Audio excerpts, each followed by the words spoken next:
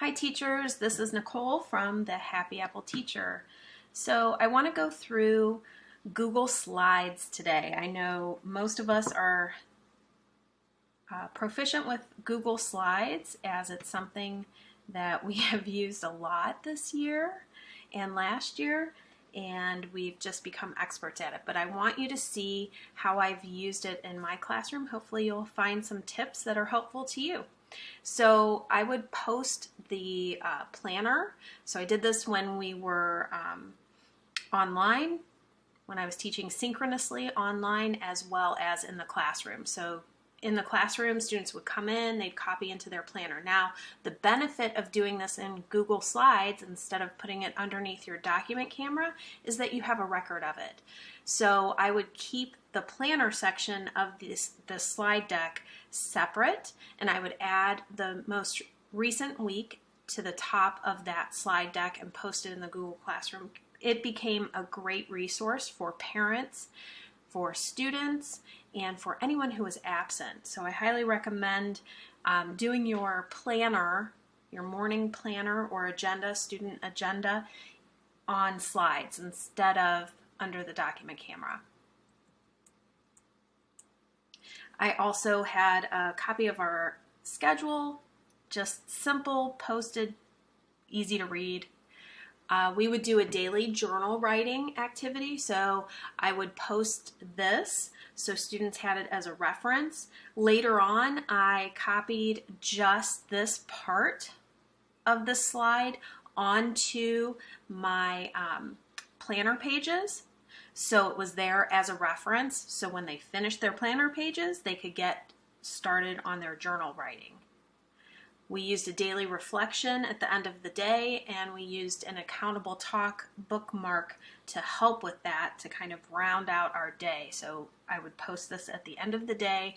It was like a way to finish out our day, almost like an exit ticket, but just orally. My daily slides included an agenda with the times, basically like a schedule, and then I used it also as my timer and where I would list the assignments. A prioritized list I felt was really important to keep students on track and focused during that independent work time. Oops, forgot one. I did math groups and reading groups morning and afternoon. You'll notice that everything is color-coded.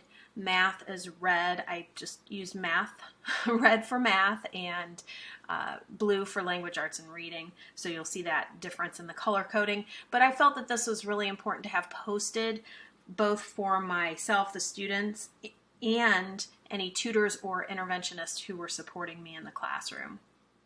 So again, that countdown was on every slide. And on some of the slides, I also had space for our weekly vocabulary words. So you'll see the color coding continues for each day of the week. I also use them as a way to give a shout out to any students who were keeping up with extra curriculum related items like extra math or iReady. I used it for activities like peer writing. So when we were doing a peer writing conference, I would have this up and posted so the students had it as a way to refer to it, as well as their paper copy in front of them. I used this slide with locker numbers and student numbers. Was really important when we came back in person, that students were physically distant when they went to their lockers. So I was able to easily call, okay, every student with a red number, go to your locker, and you'll see that they would be easily spaced, or safely spaced, I should say. We are an IB school, so it was important to have the essential elements of the IB unit posted. And the last thing I'm going to leave you with, if you are not posting your learning intentions and success criteria, this is one of the best ways to improve your rating on your OTES evaluation or teacher evaluation. Start doing it. You can do it for every subject, or you can do it all together in the example that I showed.